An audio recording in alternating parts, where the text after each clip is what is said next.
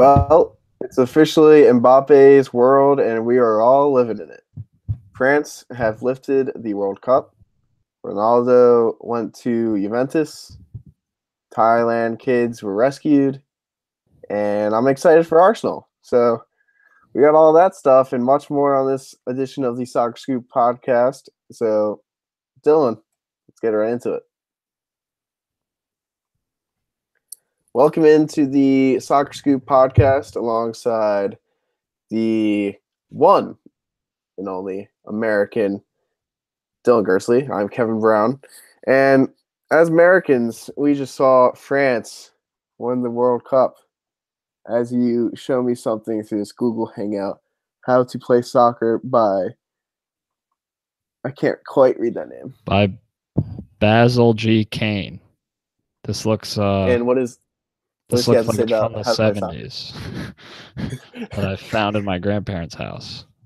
Yeah, dude, this is hilarious. The next soccer book I need to read is Encyclopedia. No, what's the Men in Blazers encyclopedia called? Oh, I know what you're talking about. Yeah, I don't know the title of it, but Connor and I have spoken about it. Yeah, we got to read that together sometime. But one thing we did do together is watch the World Cup final. Huh? Oh, yeah, we did do that together. Isn't that crazy? It was crazy. And France are the 2018 champions of world soccer. I'm kind of like, that's all right, to be expected a little bit, but yeah, to be expected a little bit. It's still an achievement, and I feel like that's kind of gotten lost in this idea that some people were like picking. A lot of people were picking for France from the beginning.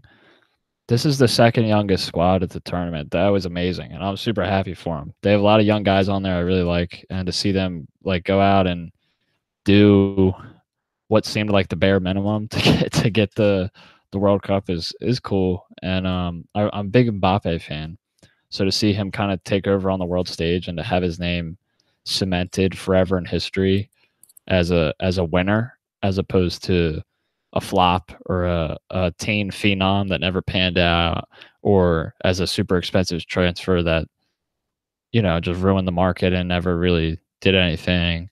No, now he's won a World Cup. Now he can, like, he doesn't really have to worry about doing anything ever again for his legacy. And I think now it's just like all about just dominate, dude. Just dominate.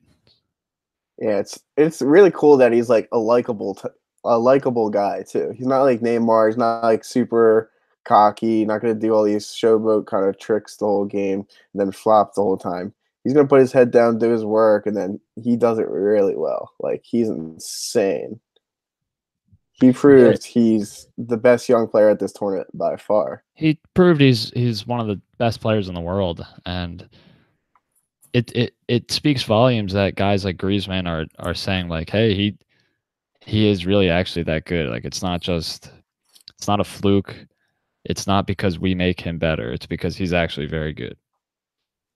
Yeah, so what do you think about that now? Like, when I think about starting a team from scratch, it's not me starting a team with Messi or Ronaldo anymore.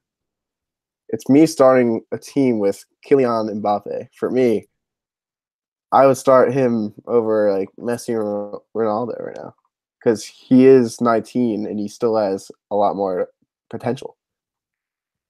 Yeah, exactly. He's like, I told somebody, one of my non-soccer fan friends, I was like, yeah, he's probably the best for the next 10 years. Yeah, Messi won the Ballon d'Or when he was 21, right? Mbappe's time is coming, so super He won excited. when it was 21?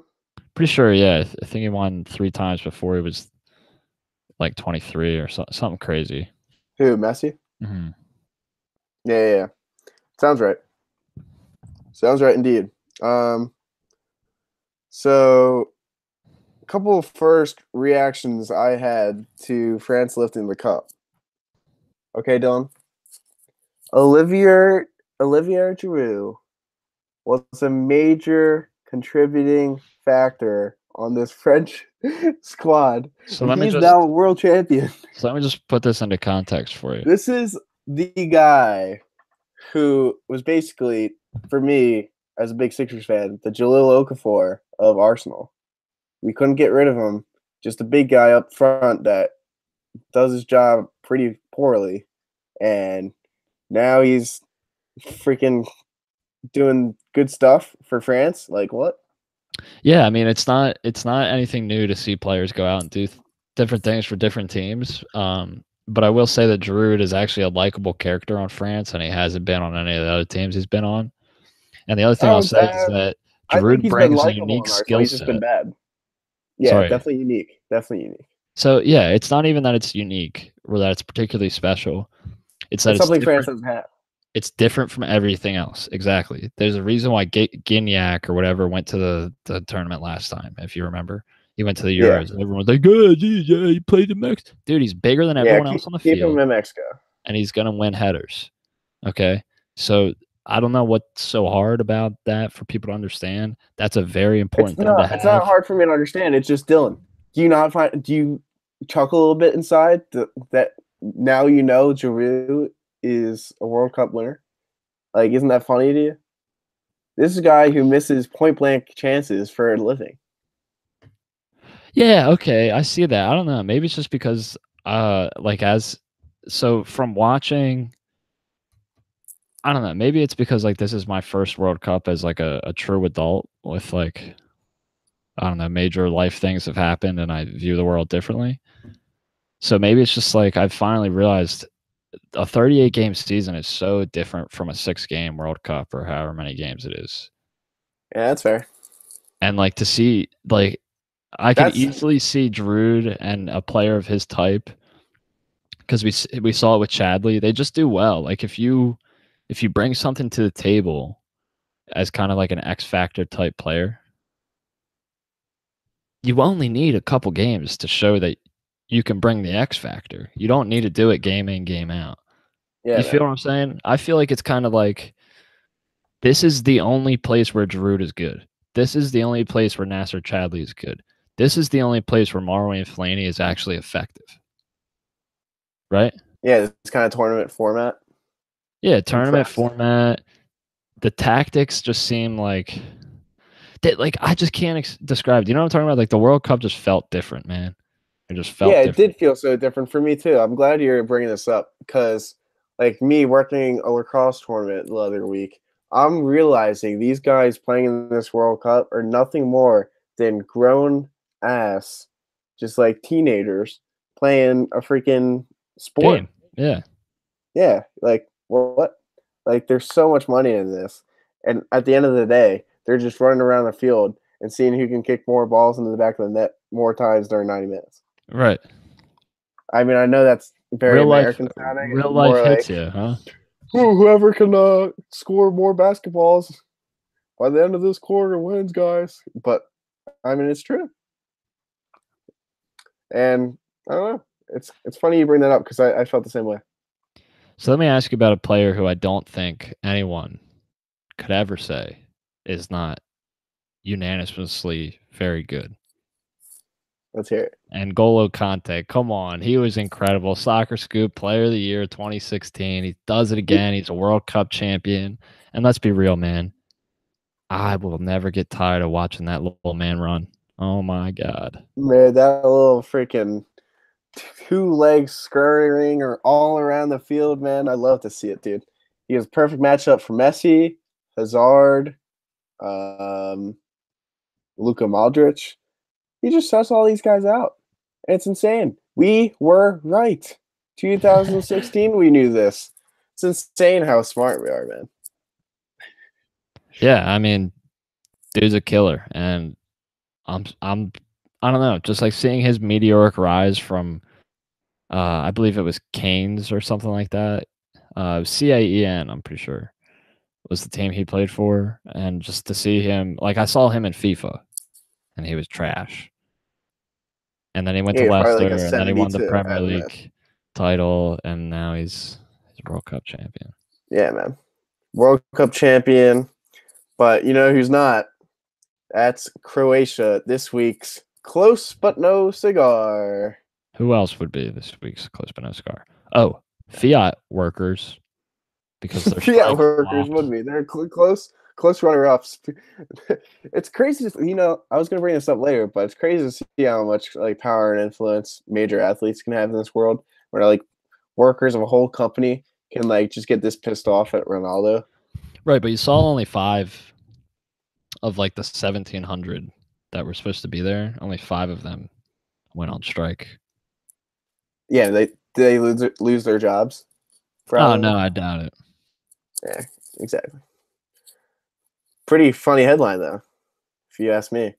Oh yeah, hilarious. Did they like? So explain this to me. Did they do something to propel that move to happen? The company, or no? What? Like, is he just sponsored? No, so the Agnelli family owns stakes in both Fiat and Juventus. So the logic is that because the Agnelli family is spending more of their money paying Ronaldo, then that money is being taken out of what money has been earmarked for Fiat. Fiat workers could get raises, which they haven't had in some 15 years if they skip Ronaldo's salary. Yeah, it's definitely a close but no cigar, man. No raises for them. But Croatia, they're an underdog team who made it all the way to the final, and their team that kind of just like lost the final 4-2. Didn't seem like they had the answers, but when they lost, didn't like look like they were too upset. And I'm not mad about it because they really shouldn't have been there. They got there, and like they shouldn't be like mad that they made it to the freaking World Cup final. I mean, they're Croatia. Yeah. So. Yeah, they're Croatia. Yeah, exactly.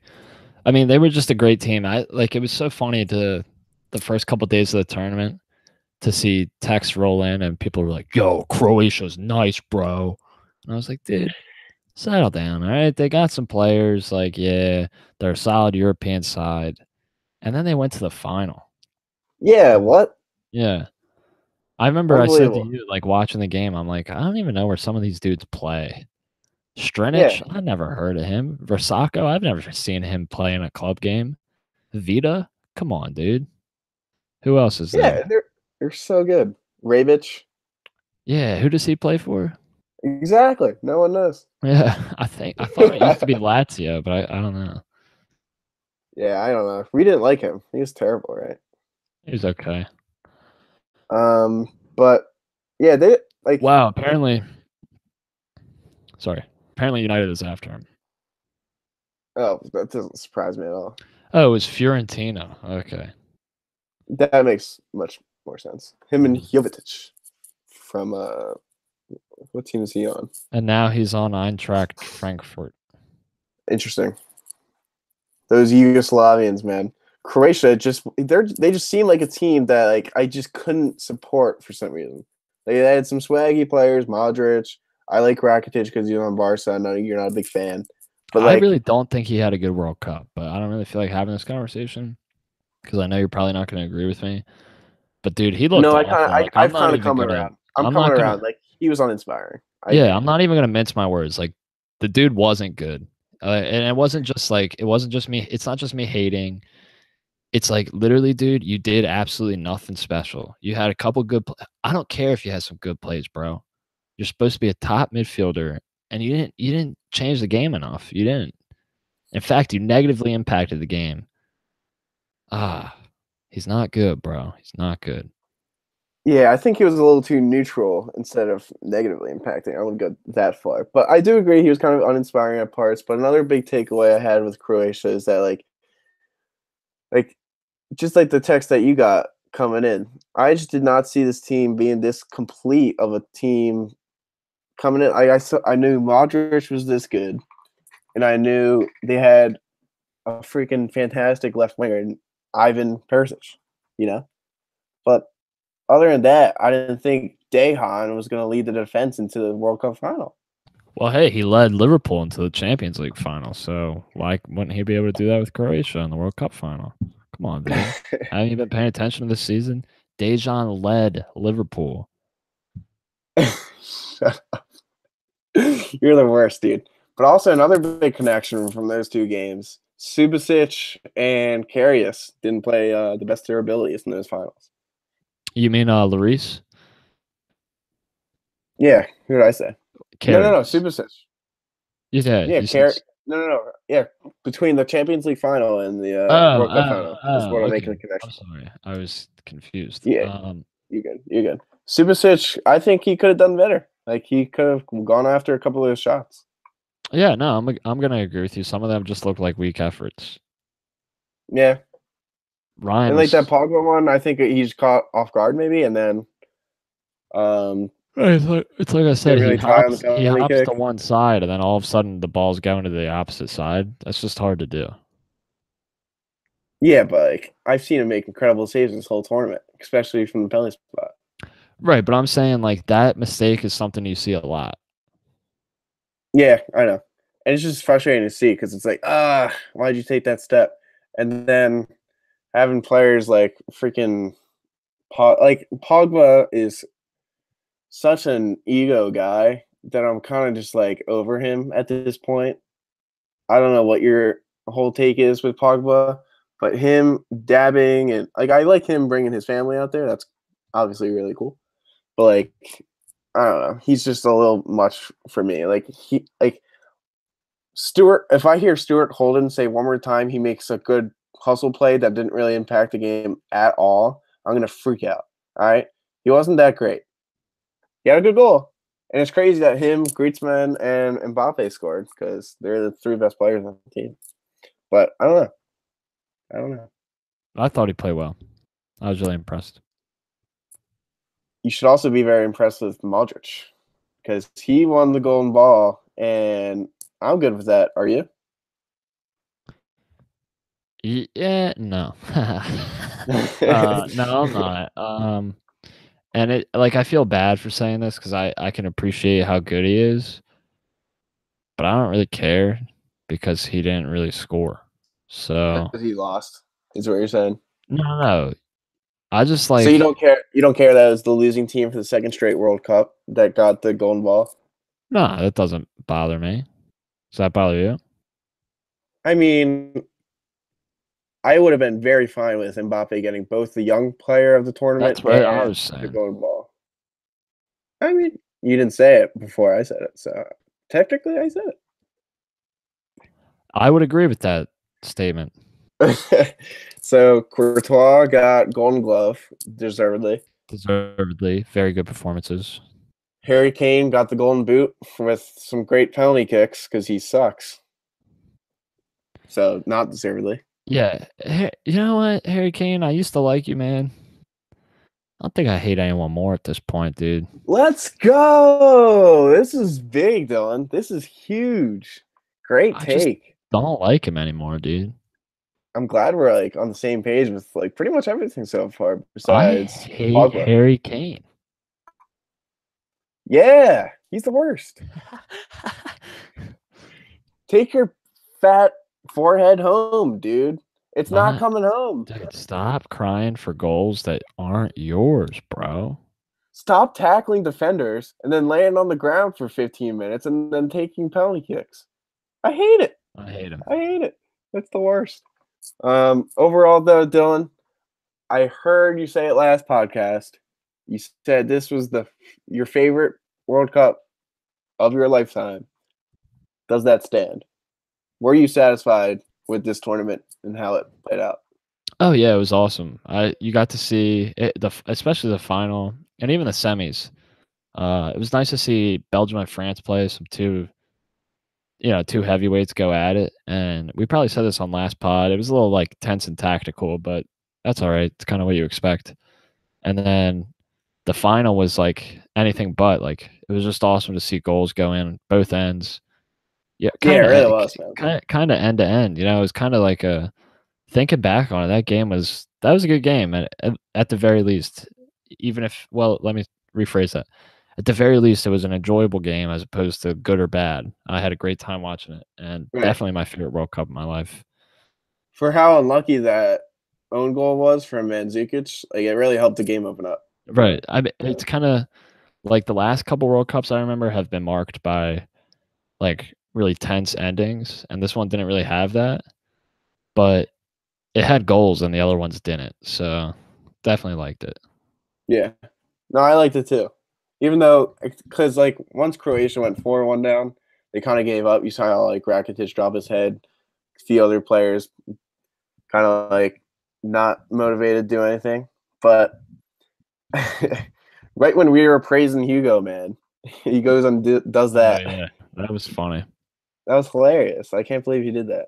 But overall, for me, like as much as I love all the upsets, like this World Cup, just kind of like how other World Cups were a big signature of the style of football being played during that time period. Spain, the best being at tiki taka in 2010. Germany in 2014 being kind of just like do it everything, have the best players on the field, and kind of just like roll through teams very efficiently. And this year, it's kind of just like grind it out wins. France was the best at grinding it out, which is very surprising because they're usually soft. But it was just kind of annoying to see it was cool to see all the games be very competitive, and all the teams compete like for every ounce of every possession. But it wasn't very cool to see a lot of these teams back off as much as they did when they knew they were like inferior, and they still like slipped through. Like Denmark, Russia making it to the quarterfinals. I don't know. I didn't like a lot of that. Croatia making it to the final, even though they didn't win in regulation in the knockout stage. I liked how they came out in the final, but they ended up losing because of it. And it was, I don't know. I like more exciting soccer when it's in that. That's my take for this World Cup. It was also kind of like hard to get as invested into it without the USA being in it, because the only team I really cheered for heavily was Argentina for Messi. I Yeah, got so like that's off a my good seat. point. I I got off my wasn't. seat a couple times when they scored, and I couldn't really like do it for other teams. I wasn't. Yeah, the investment thing is a good point. The other World Cups, it's just not the same. Like game day rolls around and your team's not playing. There's a different type of like feeling in your stomach when you go to watch a US game versus when you go to watch a World Cup game. Yeah, So I totally definitely. get what you're saying. That was definitely missing. But I don't want to be negative. So I had a really great time seeing 4 years in November. Bullshit. Yeah, guitar, No, dude. like let me ask you something. What the actual fuck is that, man? I agree. I agree, dude.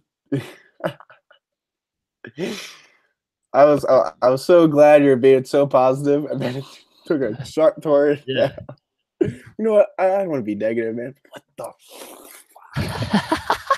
I just like that ruins the calendar of that year. Like Liverpool's season is already ruined. I can feel it that year. Yeah, just Because Liverpool are like, we should oh, just we have a boycott tough 2022. schedule. You know. We can't play if we have a tough schedule, coach. Shut the hell up, It'll be Liverpool. interesting to see transfers to that window. I wonder if Klopp will even be around. 4 years is a long time. It is, yeah. Which, speaking of four Very long time. years, LeBron James signed a 4-year contract with LA. No, Ronaldo signed a 4-year contract with Juventus. Your thoughts, Kevin, Yes. please. So my thoughts is great, great, great, great, great, great. Makes sense for literally every single party involved. Real Madrid, Ronaldo, Ronaldo's fans that don't follow him, Ronaldo's career, Ronaldo's agent, obviously, because he's going to get more money. Juventus, they're going to get buttloads and buttloads of brand money and Yeah, so just let me say something because this is interesting.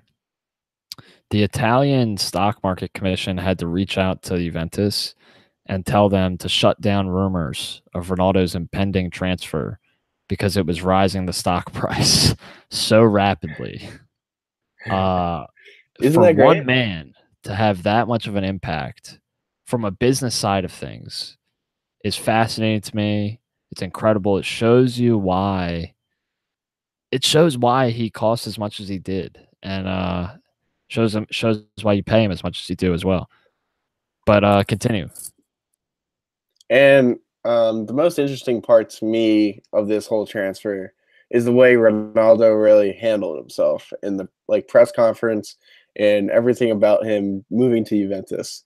He realizes this is like the last stage of his career where he can like win stuff, and yet he's still saying like this is not a step down for me.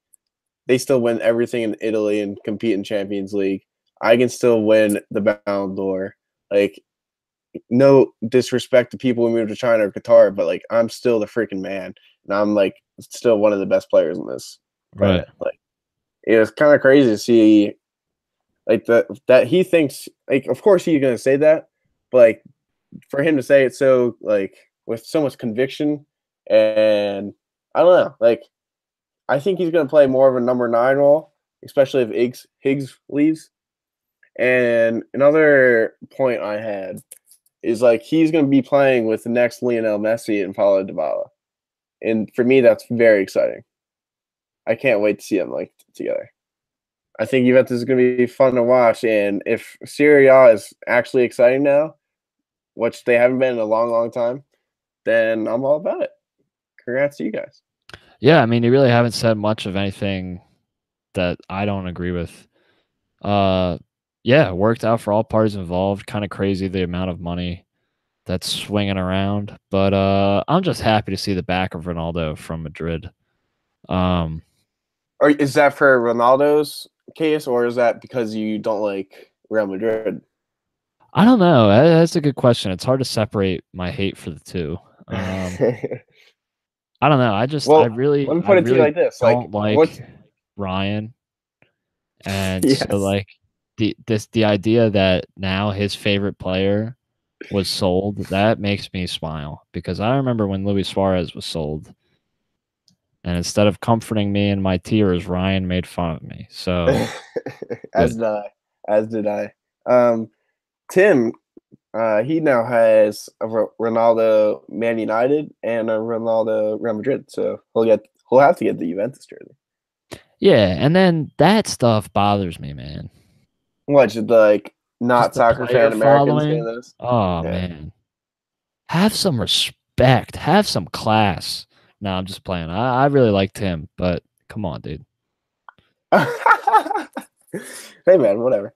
But Real Madrid, see the backside of them. They're probably like pretty. I mean, they got that money, and they wouldn't have gotten it the next couple of years. So I think it's smart for them to sell. Well, didn't they spend that money on him? They made money on selling Ronaldo. Very similar, yeah. Yeah, I think they either broke even or not made a lot money. Though. Yeah, it wasn't a lot. I think he was 80 million pounds when they bought him. So like 20 mil. But regardless, they made out like bandits from the start of the season, and they don't have Ronaldo now, and Karim Benzema is not going to carry them back to third place in La Liga. You know, like it's going to be crazy to see who they have to dip into the transfer market to get.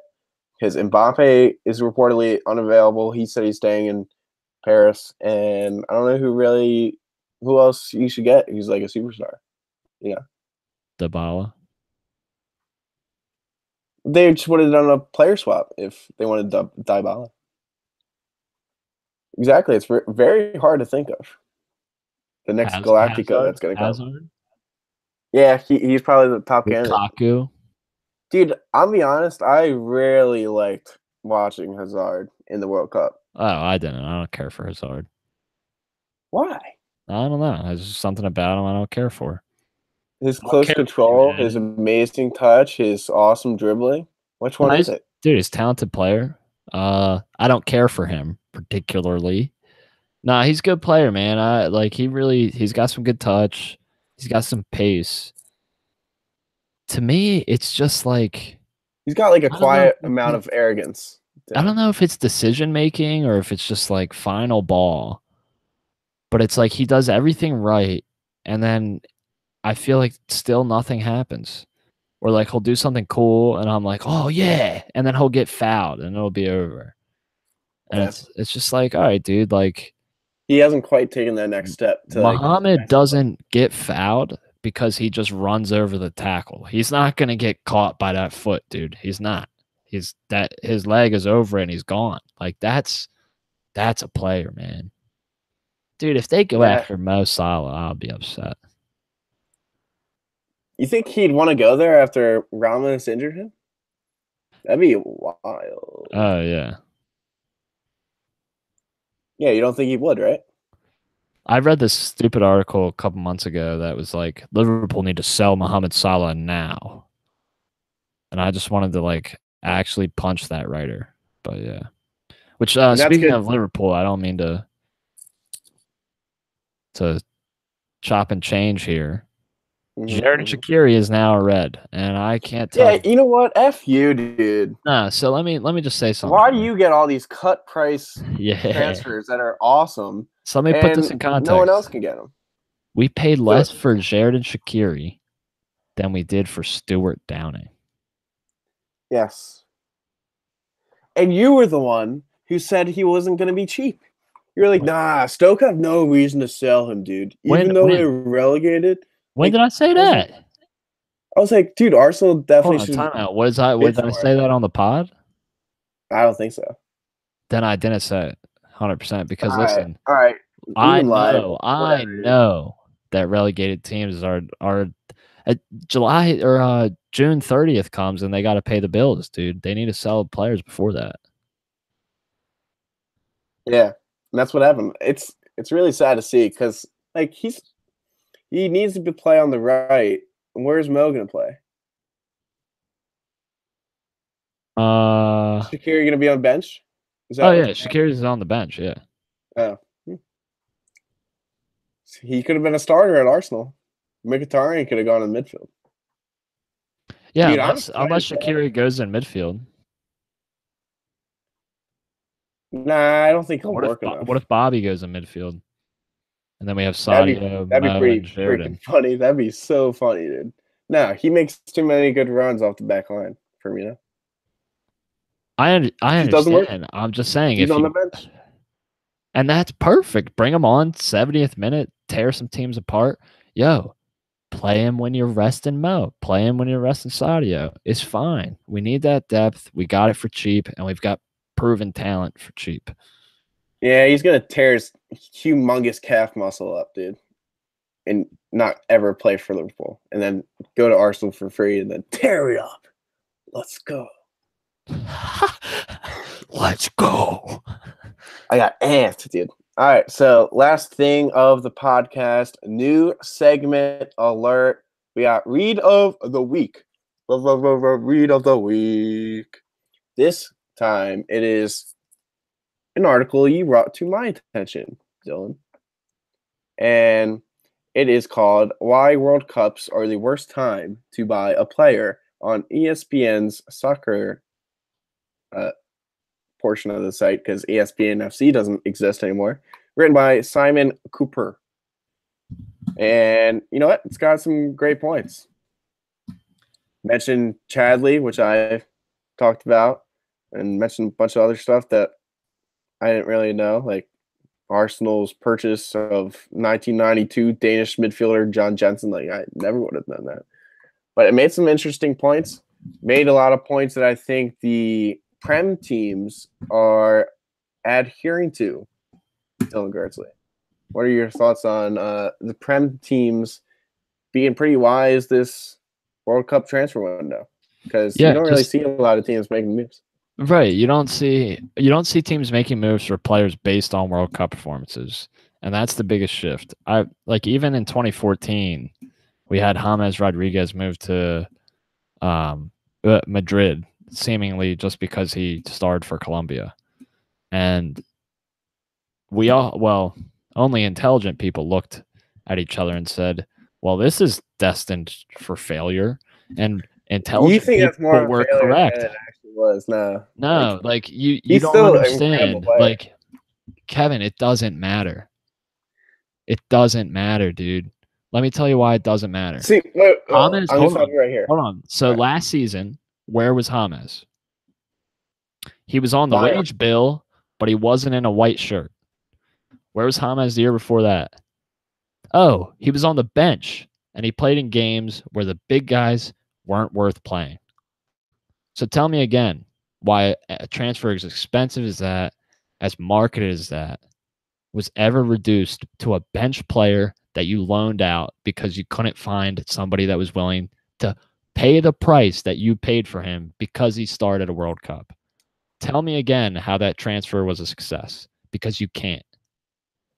See, this is the thing that's like, this is what's the matter with like American discourse right now. It's either that he's a success or he's a flop, a failure. No, There can't be any middle ground, which is insane. Like, hold on. Of course, there has Do to you be want some middle ground? I don't want a neutral. I want a positive. I don't want a neutral. I think he's more positive than negative. I'm not gonna He's sit an here and impact player, man. debate his plus minus statistic with you. All I'm gonna say is you think he's more of a flop than he actually is all I'm telling you. Nah, you're wrong. They paid a ton of money for him. I don't agree with you, dude. Like, I don't see the logic in your argument, honestly. I'm saying is what he brings to the table is worth bringing him into a club like Real Madrid, because he brings fans to their seat. Kevin, I understand. No. Let me finish. And he brings assists and goals to the club. All right, he's shown it again at Bayern this year. So why wasn't he in the team? Why wasn't he in the 11? You can't penalize James for Real Madrid being like smart about bringing in Isco for a cut price, and he's amazing. No, but you can. I'm not penalizing or judging James. I'm judging Madrid. This was a bad transfer by Madrid, which is what I've said from the beginning. Because it was Real Madrid, it failed. Yeah, and then they made 2 smart investments in Asensio and Isco, which made sense. But I don't know. I see what you're saying on one part, but I think you're taking it too far. That's all I'm saying. It's possible that I generally take things too far, but I will say he is, in my eyes, a failure. He will always be. Apparently, he wants to come back to Real Madrid this year, which Ryan is very excited about. Yeah, but his agent came out and said that's not happening. Yeah. 2-year loans, man, they're kind of weird. Yeah, they're all the rage. How people like started paying for loans last summer. It was weird. It was a weird summer transfer window last year. Yeah, no thank you. Yeah, and good to see people being wise. Definitely recommend you all check out that ESPN article that I just mentioned for our read of the week. That's all we got for this podcast. USA 2026 World Cup champions. Here we go, Dylan. 8 more years.